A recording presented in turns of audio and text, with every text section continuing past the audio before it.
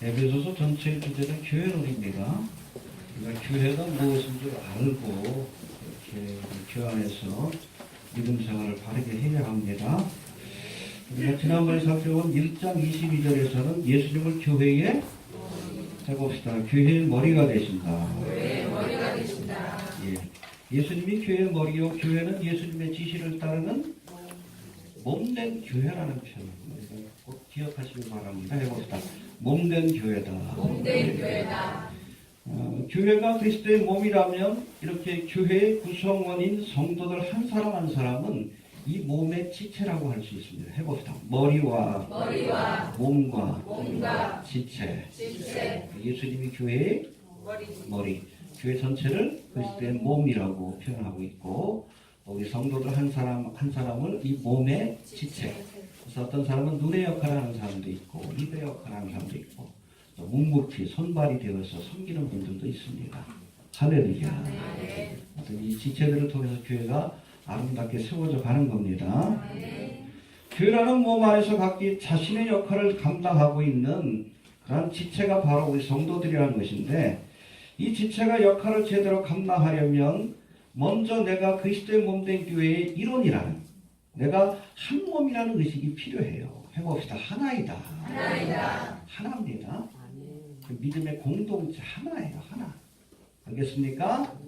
우리가 좁게는 이 개교회를 하나라고 하고, 넓게는 우리가 무형교회라고 해서 이 땅에 예수 믿는 사람들 전체가 다 하나입니다. 알겠습니까? 우리가 올해부터 우리 이스라엘의 그 선교 공동체를 지원하고 있는데, 어떤 넓은 의미에서 보면 메시아닉교도 우리가 믿음 안에서 하나 된 교회의 공동체입니다. 이해가 되십니까? 해봅시다. 하나이다. 하나라는 것을 잊지 말아야 합니다. 교회의 머리 대신 예수님의 지시를 따라 몸된 교회를 섬기는 이런 지체라는 인식이 없이 홀로 자신이 가진 재능을 뽐내듯이 일하게 되면 오히려 교회를 세우는 것이 아니라 허무는 일을 할 수 있다는 것을 우리가 또 알아야 합니다. 이제 본문의 말씀을 통해서 구체적으로 그리스도의 몸된 교회와 특별히 그 지체된 성도들이 가져야 할 믿음과 또 주어진 사명이 무엇인가 한번 생각해 보도록 합니다.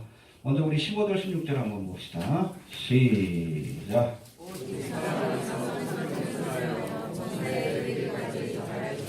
그는 너희니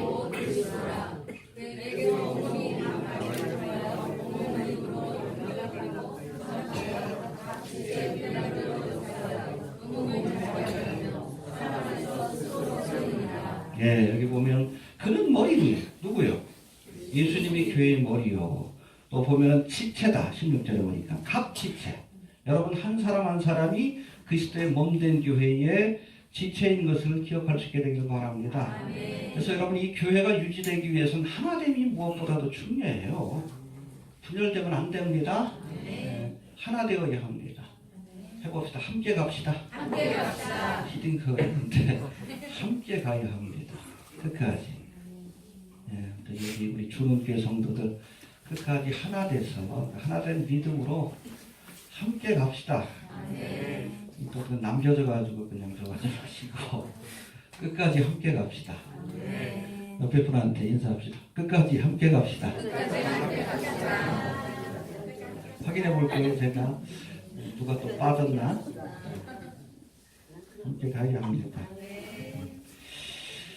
자, 그렇다면 각기 다른 개성과 또 배경을 가진 사람들이 그렇잖아요. 뭐 부자도 있고 가난한 사람도 있고 배운 사람도 있고 그렇지 못한 사람도 있고 건강한 사람도 있고 또 그렇지 못한 분들도 계시고 어른도 있고 아이도 있고 이런 배경을 가진 사람들, 다양한 배경을 가진 사람들이 믿음의 공동체 안에서 하나 되는 것은 쉬운 일은 아닙니다. 노력이 필요해요. 어떤 그런 믿음과 노력을 통해서 우리가 하나 될 수 있는 2절부터 6절까지 나와 있는데 먼저 2절 3절 한번 봅시다. 시작.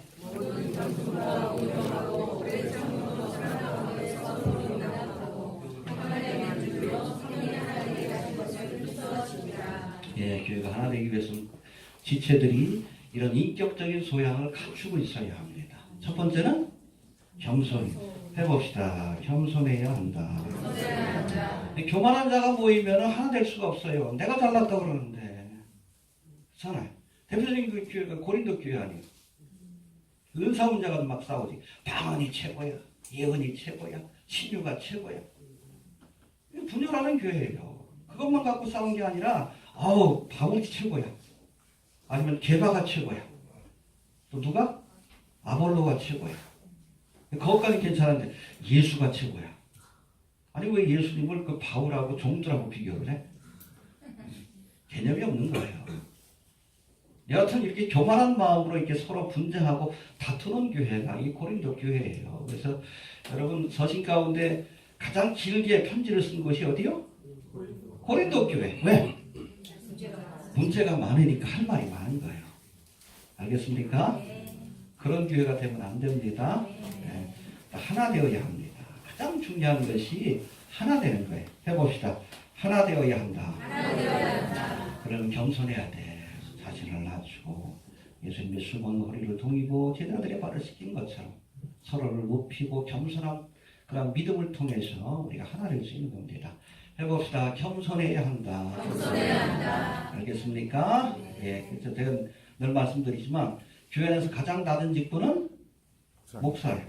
가장 높은 사람은 세신자예요. 네. 알겠습니까? 우리 한국교회는 그걸 거꾸로 생각해요. 직분을 계급으로 여겨요. 착각입니다. 네. 예수님이 가장 낮은 곳에서 섬겨주셨어요. 네. 이런 중한 직분일수록 낮은 자리에서 섬겨야 합니다. 그걸 통해 교회가 하나가 되는 거예요. 겸손하십시오. 예. 또 두 번째, 온유해야 된다라고 말씀합니다. 하나 되기 위해서는 해봅시다. 온유해야 한다. 헬러어는 프라우테스라고 되어 있고 영어로는 젠틀러니스라고 되어 있는데 이거는 상대를 이해하고 배려하는 정중한 마음이다. 해봅시다. 상대를 이해하고 배려할 줄 아는 마음. 신사적이라고 하죠. 젠틀맨. 알겠습니까? 사랑은 무례히 행치 않고 여러분 상대를 배려하는 마음을 가져야 합니다. 무리하게 굴면 안 돼요. 알겠습니까? 상대가 내게 이렇게 행동할 때 어떻게 받아들일까? 항상 내 생각만 하지 마시고 이적인 거예요. 어떤 일을 할 때는 상대를 고려하는 특별히 교회 안에서는 서로를 이해하고 고려하는 이 온유함이 있어야 합니다. 알겠습니까? 네. 그 다음에 세 번째는 오래 참음으로 사랑 가운데 서로 용납하라 이렇게 말씀하는데 2절 다시 한번 봅시다. 시작.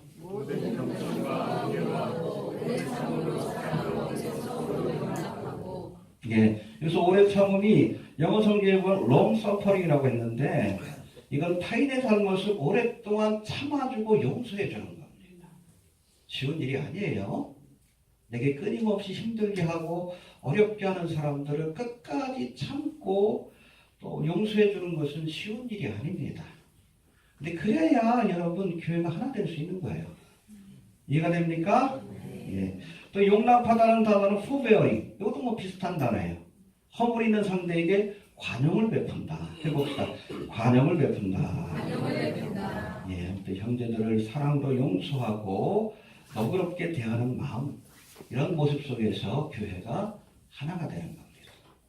알겠습니까? 또 마지막으로 3절에 보면 평안에 매는 줄로 성령이 하나 되게 하신 것을 힘써 지키라. 3절 다시 봅시다. 시작.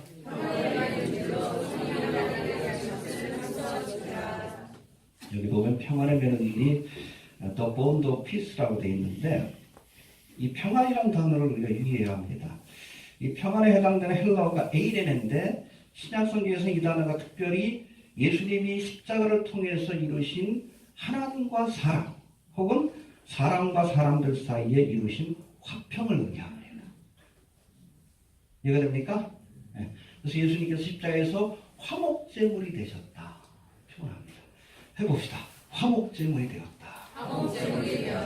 본래 죄로 인해서 우리가 하나님과 원수 되었는데 예수님이 십자가 희생을 통해서 한 손으로는 하나님을 붙들고 또 하나는 우리 죄인들을 붙들어서 화목하게끔 하셨다는 거예요. 이게 화평케 하는 자입니다. 화평케 하는 자는 하나님의 아들이라 일컬음을 받을 것이에요. 여러분 교회 안에서 화평케 하는 자가 많아야 돼요. 분란케 하는 자가 많으면 안 돼요. 분란을 일으키는 사람들이 있으면 안 돼. 교회가 상처를 받고 자꾸 쪼개지지. 피스메이커가 돼야지. 필요하다면 십자가를 지고 그렇잖아요. 여러분 화평케 하는 자가 되시길 바랍니다. 이 평안에 매는 줄로 이걸로 우리가 하나 되게 하는데 힘쓰는 화평케 하는 자가 좀 될 수 있기를 바랍니다. 해봅시다. 화평케 하는 자가 되자. 네, 이런 분들이 많을 때 교회가 하나가 되는 겁니다. 이해가 되십니까? 네. 그리고 4절부터 6절까지는 우리가 하나임을 잊지 마라.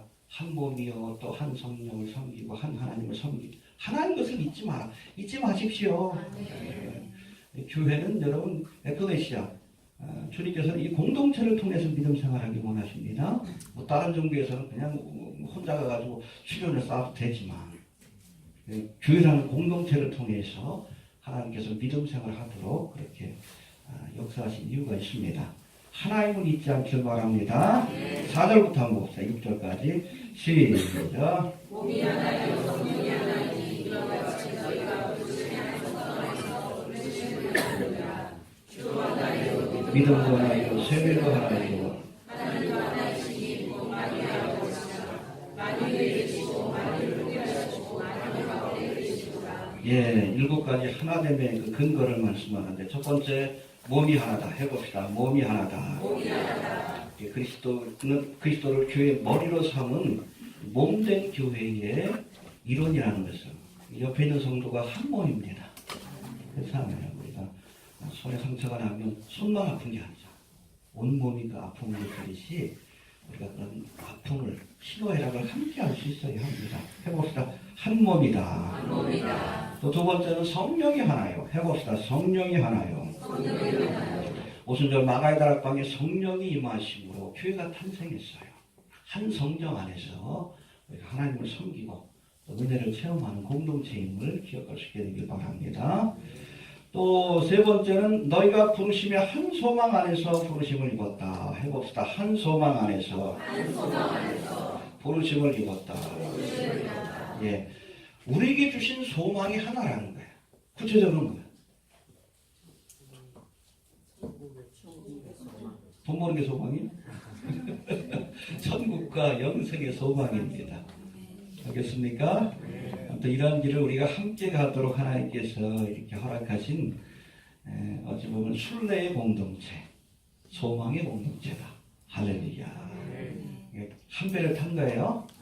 우리 패키지 여행하는 겁니다. 가나안 땅을 향해서. 패키지 여행 가면 꼭 그냥 좀 이상한 사람들이 있어. 그냥 따라줘야 되는데 자기 뭐 그러겠다고. 일정이 진행이 안 돼. 예? 하나 되어야 합니다.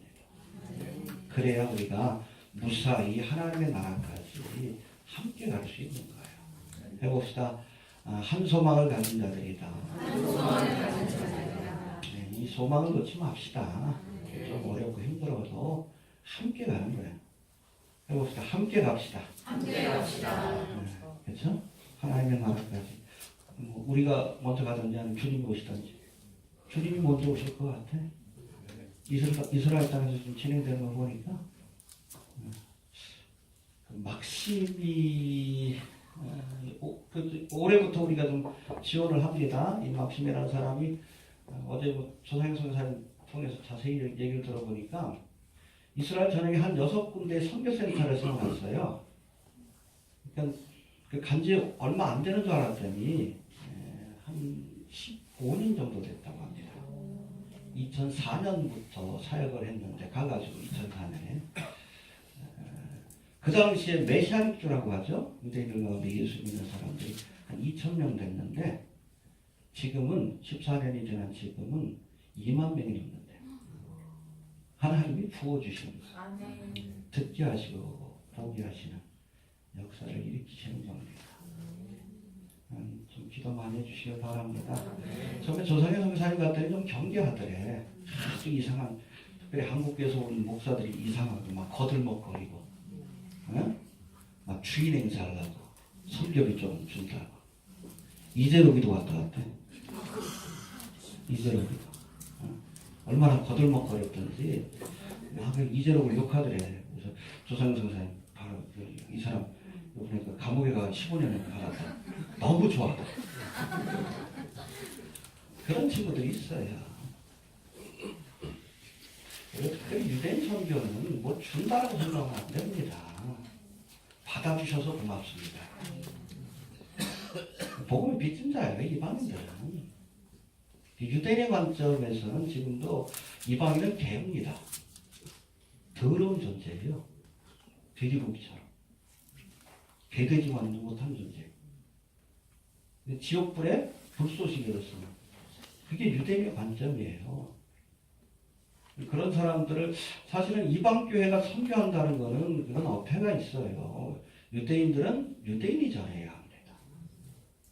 7년 대관하는 기간 동안에도 특별히 누가?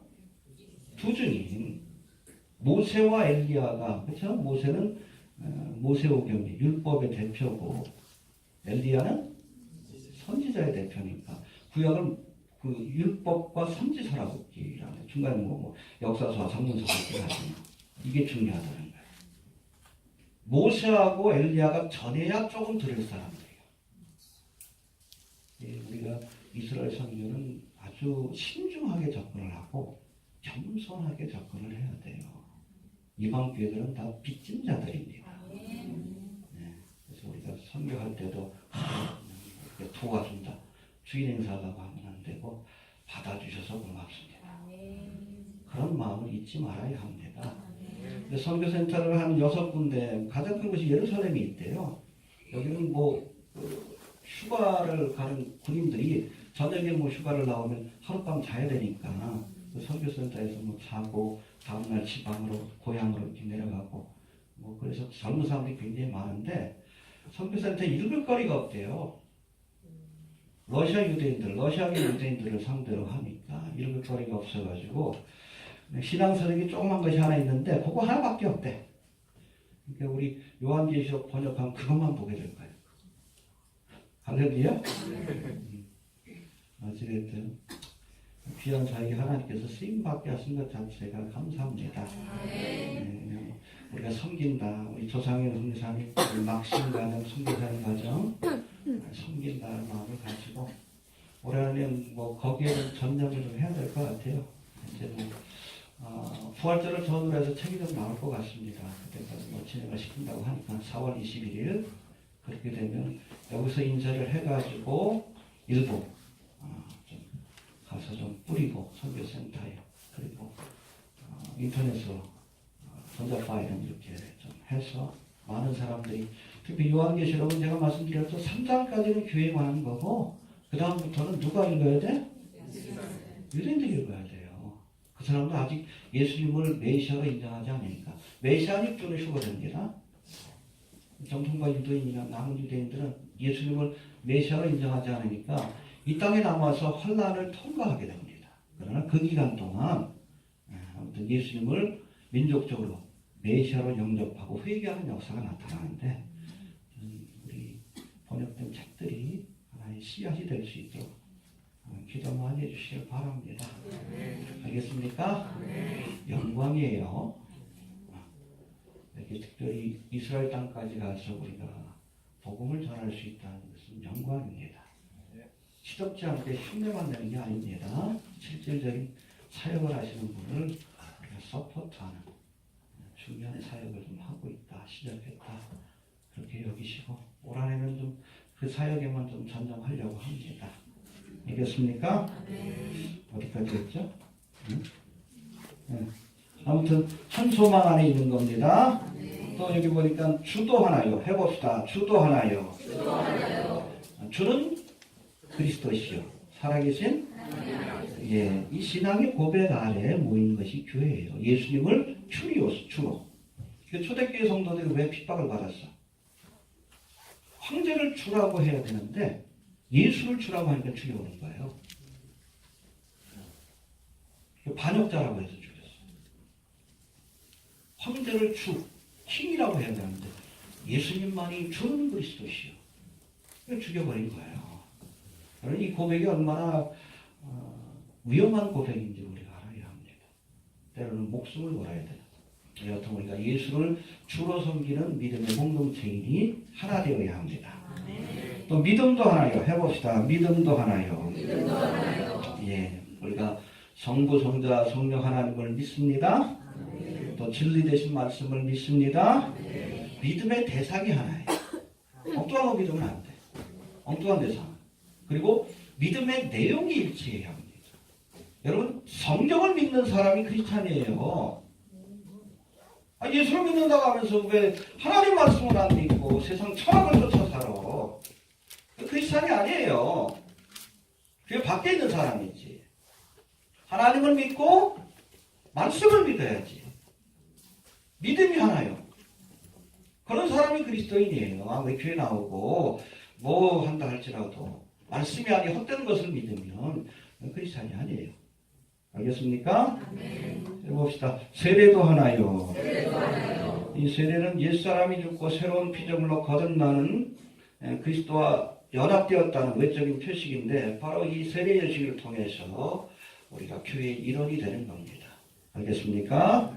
또 마지막으로 하나님도 하나이시니 해봅시다. 하나님도 하나이시니 6절 한번 다시 해봅시다. 시작.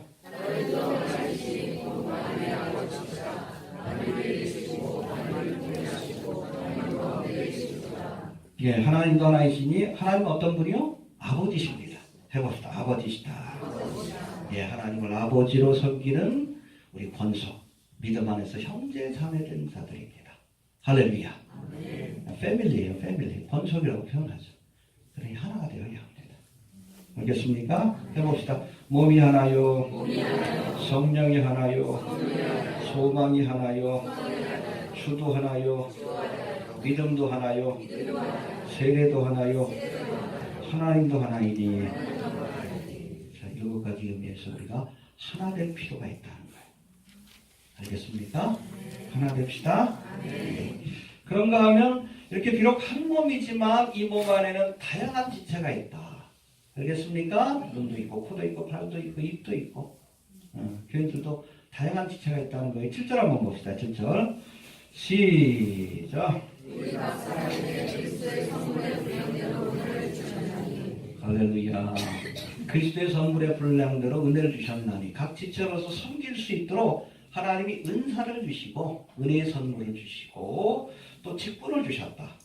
교회 안에서도 그렇습니다. 찬양의 은사가 있으면 성가대로 또 봉사하는 분들도 계시고 열심히 나가서 전도하는 분도 계시고 또 뭐 열심히 그 쓰레기도 좀 치우시는 그런 분들이 있어야 그런 지체들의 헌신을 통해서 교회가 세워져 나가는 겁니다. 할렐루야. 예. 구체적으로 특별히 직분에 대해서 말씀하는데 11절 한번 봅시다. 11절 시작.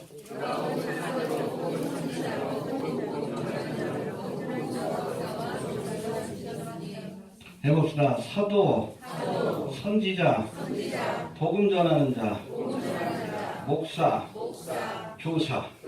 예, 이게 초대교회에 있었던 5가지 직분입니다. 해봅시다. 사도, 선지자, 복음 전하는 자, 목사, 교사. 알겠습니까?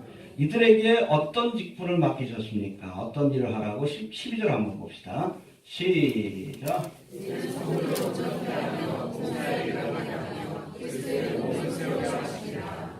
예, 바로 이런 일을 맡기게 하려고 하나님께서 이런 특별한 직분을 세우셨다는 거예요.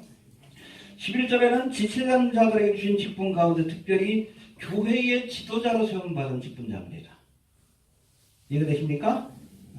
교회의 지도자로서 해봅시다. 교회의 지도자로 세움받은 자들이다. 예, 구체적인 직분과 저들에게 주신 이 직분의 목적에 대해서 설명하는 말씀이 나오는데 여기서 보면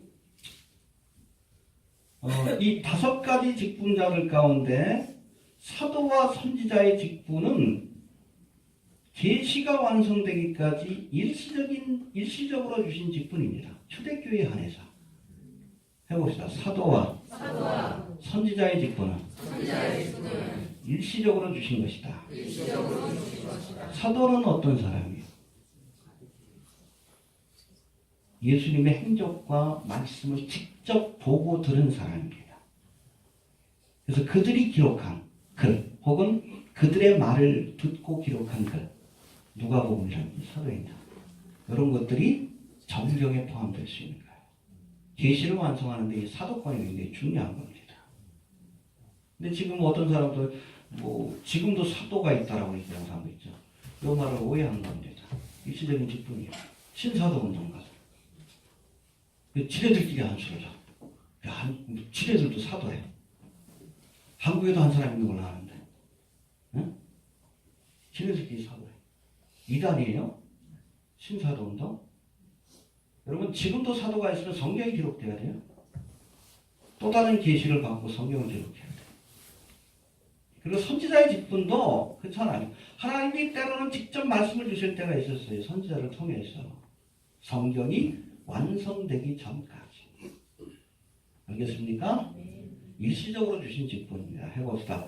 사도와 선지자의 직분은 일시적으로 주신 것이다. 그러나 이 직분은 어디로 넘어갑니까? 개인에게 넘어가는 것이 아니라 교회가 사도와 선지자의 직분이 주어진 거예요. 알겠습니까? 우리 교회가 이제는 세상으로 나가서 하나님의 말씀을 전해야 되고 선지자적 사명을 감당해야 되는 거예요. 개인에게 주어진 것이 아니라. 알겠습니까? 이제 마지막 때를 안 된다 그러면서 선지자 흉내 내는 사람 있죠? 몇 월 며칠 전쟁 난다. 홍해선이. 그렇죠? 화나이 오니까 피지로 도망가야 한다. 신옥조. 아니다. 아르헨티나다. 소녀성이. 최근에 박성호이가 혼란이 오니까 산으로 도망가십시오. 나는 미국으로 도망갑니다. 미친놈이에요. 선지자 흉내내는 겁니다. 여러분 분명히 아셔요. 사도와 선지자의 직분은 초대교회에 한정지어서 특별한 사명이 있기 때문에 주신 직분이에요. 지금도 그런 직분이 있다라고 하면서 미혹하는 것 속지 않기를 바랍니다. 이미 여러분 66권으로 계시가 충분해요. 뭘 또 그냥 천국 갔다 와서 그냥 뭐 어땠다 엉뚱한 소리 하지 마라. 요한계시록에 다 나오잖아. 더하지도 말고 그렇잖아요. 왜 더하려고 그래? 그 이단이에요. 이단. 내 말에서 더하면 여기 있는 재앙을 더할 것이다. 7억조는 여러분 7년 동안을 겪는 거예요. 그 재앙을 다 받아야지. 빼면 생명체에서 뺀다고 그랬어요. 계시가 완성되기까지 일시적으로 주신 직분이 사도와 선지자의 직분이다. 오늘날에도 내가 사도다, 내가 선지자다, 가짜다. 그렇게 보시면 됩니다. 알겠습니까? 네. 그런 가운데 나머지 세 직분, 이 직분은 지금도 유효한 직분인데 해봅시다. 복음 전하는 자, 목사, 교사. 복음 전하는 자는 오늘날 뭐에 해당됩니까? 나가세요. 선교사들이에요. 조상의 선교사님, 우리 막신과 같은 선교사. 교회가 그들을 도와야 합니다. 이해가 됩니까? 네. 또 목사는 오늘날 교회를 담임하고 있는 목회자를 의미합니다. 목사라는 단어가 여기 처음 나오고 마지막으로 나와요. 패스터라고 했어요. 목자의 사명입니다. 그리고 교사는 요즘으로 따지면 신학자입니다. 말씀을 연구해서 그 의미를 풀어주고 설명해 주는 것. 알겠습니까? 오늘 한국교회 안에 그 종말론을 연구하는 신학자가 없어가지고 너무 무지해요. 답답하죠? 네. 해봅시다. 복음 전하는 자와 목사와 교사를 세우셨으니 네, 특별히 이들에게 주어진 사명이 뭡니까? 12절에 나와 있는데 봅시다. 시작.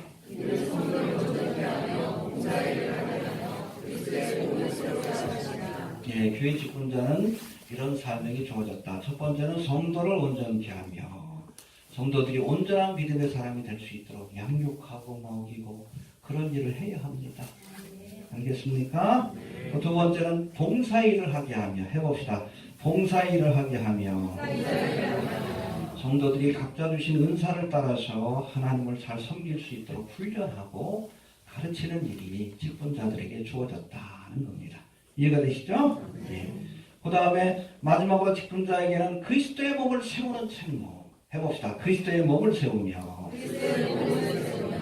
진정한 하나님의 사역자라면 그리스도의 몸된 교회를 세우는 일에 교회를 세워야지. 자꾸 무너뜨리면 안 돼. 기분 나쁘다고 그 교회 문 닫고. 그렇죠? 힘들다고 문 닫고. 그게 목사예요? 그게 사역자예요? 장난치는 거예요? 여러분 진정한 사역자라면 나를 십자가에 희생해서라도 교회를 세워야 되는 거예요. 교회가 여러분 구멍가게 뭐 하는 짓이에요? 그런 교회관을 갖고 이렇게 사기나 치지. 어떻게 그 피값을 그 치르려고 해. 그리스도의 피로 값을 사신 교회라고 했는데. 장난치는 거예요?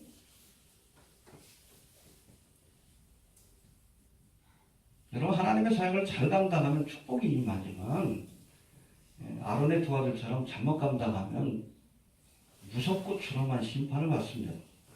불이 나와서 태워주겠다 그랬어요. 나사가 아비요. 두려운 줄 알아야 돼요. 하나님의 사역을 하는 것은 저는 시간이 갈수록 두려워져요. 두렵고 떨림으로 감당해야지. 장난치는 거예요. 무슨 교회를 세우는 일을 해요. 어떤 경우도 나를 희생해서라도 교회를 세우는 것이 하나님의 사역자예요. 예수님도 십자가에서 희생해서 교회를 세웠잖아요. 그렇잖아요. 하나님의 직분자는 그래야 되는 거지. 기분 나쁘다고 교회 문 닫고 힘들다고 문 닫고 시작하지 말아야 되는 거예요. 알겠습니까? 네. 우리가 마지막 때를 알리는 사역도 보면 한국교회를 무너뜨리는 사람들이 있어요. 응? 그래서 뭐 이렇게 교회에 대한 비판만 해가지고 그렇게 해서 흩어진 정도들 자기 추종자로 만드는 이단들이 그런 짓을 하잖아. 신천지 같아. 마지막 때를 알린다 그러면서 그런 짓 하는 친구들이 있어요. 하나님 기뻐하지 않습니다. 저는 한국교회를 사랑합니다. 사실 한국교회를 향해서 그 쓴소리를 하는 것도 회개하길 바라는 마음이 있어서예요. 그 마음이 사라지면 사역을 그만둬야 하는 거예요. 교회를 살리고자 하는 그런 마음을 가지고 사역을 해야지. 어떡하든지 기존 교회를 무너뜨려서 저 사람들을 내 사람으로 만들겠다. 그게 이단이지. 이단들이 하는 짓들이지. 좀 회개했으면 좋겠어요. 한국교회가. 저는 그래요. 한국교회가 다 주는 교회 같기를 바래요. 마지막 때는 깨달아야지. 이러다가 남겨지면 어떡할 거예요. 라우디게아 교회처럼. 안타깝잖아. 우리가 세우기 위한 사역을 해야 하는 거예요. 이해가 됩니까? 어떤 경우도 여러분 비록 라우디게아 교회가 문제가 많은 교회지만 그래도 주님이 사랑하는 교회라는 걸 잊지 말아야 돼. 라우디게아 교회가 문제가 많은 교회예요. 책망만 들은 교회. 그러나 주님이 사랑하시는 교회입니다. 그 마인드를 잊어버리면 안 돼요. 주님이 책망한다고 다 내가 무너뜨리려고 해요. 그건 주님이 원하시는 일이 아니에요. 사랑하니까 책망하는 거지. 어떤 직분자는 교회를 세워야 합니다. 해봅시다. 세워야 한다. 세우라고 직분을 주신 거예요. 선교사의 직분, 목사의 직분, 신학자의 직분을 주신 겁니다. 예, 그리고 마지막으로 장성한 자가 되라라고 말씀합니다. 해봅시다. 장성한 자가 되라. 예, 그리스도의 지체된 몸된 교회에 있는 성도들은 믿음의 장성함, 믿음의 성장을 위해서 애써야 합니다. 13절 한번 봅시다. 시작. 우리가 하나님의 아들을 믿는 그 아는 일에 하나가 되어온 이런 사람을 이루어 그리스도의 장성한 분량이 충만한 데까지 이르니. 예, 거듭난 것으로 우리가 끝나면 안 돼요. 거듭난 것은 내가 그리스도 안에서 신생아가 된 겁니다. 날마다 우리 열심히 젖도 먹고 밥도 먹고 열심히 하나님의 사역을 감당함으로 장성한 자가 돼야 돼. 할렐루야. 예수님이 교회의 머리인데 몸통은 어린아이요. 그거 어떻게 해요? 아무런 일도 못하지. 머리는 온전한데 어른인데 몸통은 어린아이요. 응? 아무것도 못해요. 우리가 장성한 자가 돼야 비로소 머리 대신 주님의 지시를 받고 온전한 사역을 감당할 수 있는 겁니다. 해봅시다. 장성한 자가 되어야 한다. 예, 그럼 장성한 자가 되기 위한 그런 과정, 필요한 것들이 무엇인가 하나씩 살펴봅니다. 13절 한번 봅시다. 시작.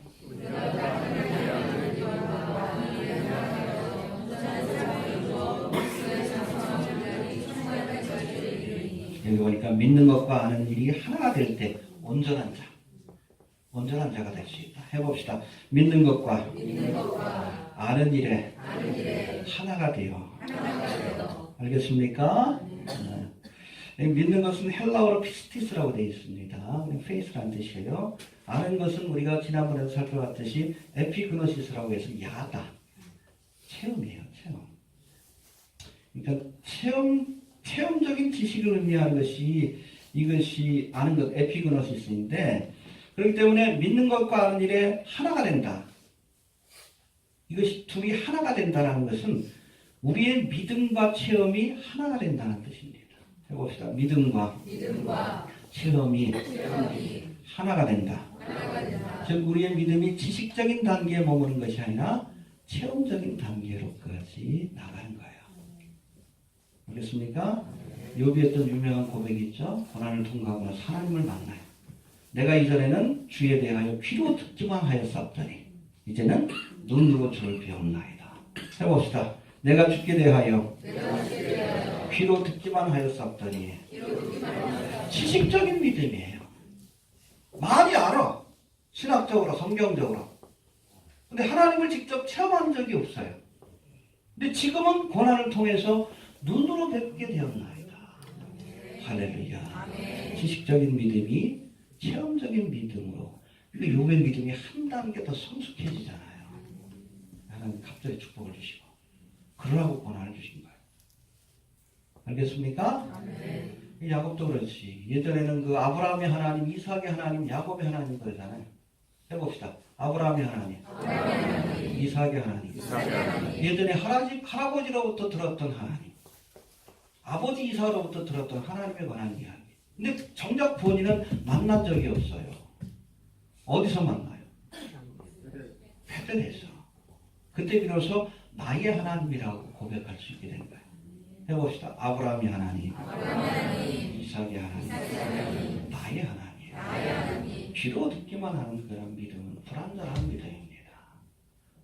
할아버지가 만났던 하나님을 나도 만나야 돼요. 이삭이 만났던, 목사님이 만났던, 누가 만났던 그 지식적인 믿음이 체험적인 믿음으로 바뀌어질 때 우리의 믿음이 온전케 되는 거예요. 날마다의 삶 속에서 하나님을 만날 수 있게 되길 바랍니다.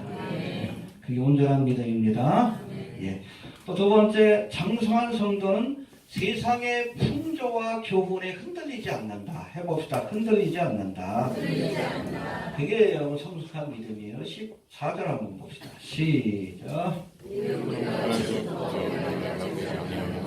사람이 천사중에 빠져 형 때문에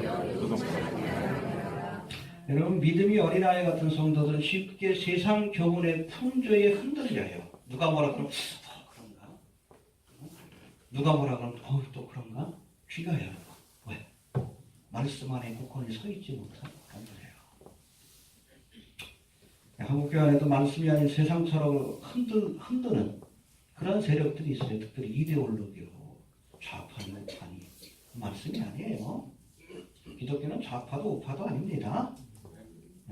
그 기준으로 따지면 여러분 초대교회는 공산주의 사회예요. 그렇잖아요. 물건을 서로 통용했다. 왜 공산주의지?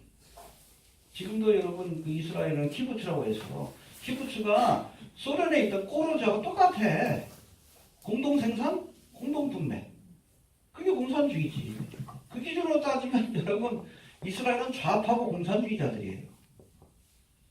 세상적인 기준이라는 얘기예요. 그걸로 따지지 말자는 거예요. 자꾸. 동성애도 무슨 좌파 이데올로기. 무슨 좌파 이데올로기요. 여러분 공산주의 국가에서 동성애 허용합니까? 가장 많이 핍박하지? 중국에서? 중국 사람들이 기분 나쁘다고 그러지? 그렇잖아요. 북한에 여러분 동성애자들 많아요? 대한민국에 많지. 자유 대한민국에 더 많지. 이해가 되십니까? 자꾸 그걸로 따지지 말자는 거예요. 성경이 기준이 돼야지. 세상 풍조에 흔들리지 마십시오. 아멘. 성경을 캐논이라 그래. 이게 자예요. 자. 기준이에요. 기준. 모든 것의 기준이요. 죄가 되냐 안 되느냐. 동생이가 왜 죄요? 하나님. 성경에서 그렇게 얘기했으니까 죄요. 우상숭배가 왜 죄요? 세상에서는 죄라고 안 하지. 성경에서 그렇게 얘기하니까 죄지. 캐논이 돼야지. 이게 기준이 돼. 왜 쓸데없이 우리 예수 믿는 사람들이 세상 풍조, 이데올로기, 정치 철학에 그냥 그거 장난치는 친구들이 있잖아. 제가 말씀드렸잖아요. 이데올로기는 누가 만든 거예요? 일루미나티가 만들었지. 저 그리스도의 세력들이 사람들을 그렇게 이데올로기로 이렇게 나눠서 쌈박질하게끔 하려고. 그 쌈박질을 통해서 정반합, 뉴월드 오더를 만들겠다는 거 아니에요. 왜 거기서 꼭두각시 노릇해요? 왜 박사모 돼가지고 태극기 들고 엉뚱한 짓 해요? 왜? 왜 엉뚱한 짓 해요?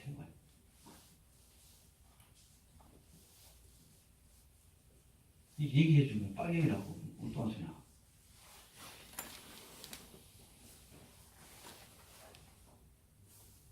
아니 좀 답답해. 왜 쓸데없는 세상 교훈에 이렇게 넘어갑니까? 마지막 때를 깨달아서 그래도 성숙한 성도인 줄 알았더니 아니요. 기본이 안 돼 있어. 신앙에. 말씀이 없어서 그래요. 말씀이 없으니까 엉뚱한 걸 표준으로 삼는 거예요. 그냥 환상 계신 누가 뭐 전쟁 났다 몰려가고. 말씀의 기준이 없으니까 그렇지. 뭐 좌파 이데올로기 빨갱이들이 뭐 나라를 차했다고 또 몰려가고. 세상 풍조에 흔들렸잖아. 왜? 기준이 없으니까 그렇지. 저는 누가 얘기해도 잘 안 들어요. 고집이 있어요.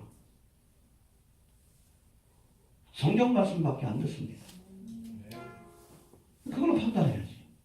가끔 찾아와도 내가 뭐 하나님께 무슨 파수꾼의 사명을 받았고 뭐 선지의 사명을 받았고 쭉 설명을 해.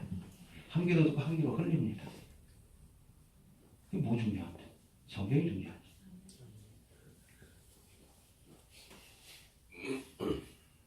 그러면 어느 날 그 여자 성령이 됐다. 참 그래. 자꾸 환상기지 세상 철학에 이렇게 휘둘리면 결국에는 미혹의 영이 붙들리고 괜히 여러분 열심다운이 되는 거예요. 가름자처럼. 말씀에 바로 서십시오. 그게 성숙한 교회예요. 알겠습니까? 그래서 뭐라 그런다고요?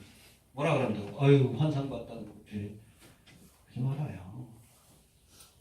하나님의 말씀에 뿌리를 내린 성도. 뿌리 깊은 나무는 바람에 흔들리지 않는 거예요. 그런 사람 되지 맙시다. 성숙한 교인이 돼야죠. 우리가 믿음이 약할 땐 그럴 수 있지. 그러나 우리가 성숙한 교인이 되려면 세상 풍조에 흔들리지 말아야 돼요. 이해가 됩니까? 예. 또 세 번째, 사랑 안에서 참된 것을 행하여 그 길까지 자랄지라. 15절 봅시다. 시작.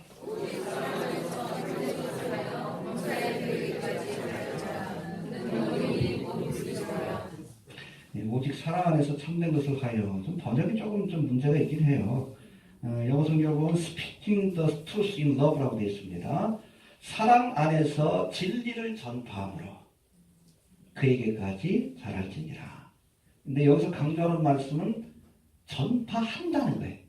행위입니다. 알겠습니까? 행하는 거예요. 행함이 있는 믿음이 온전한 믿음이에요. 알겠습니까?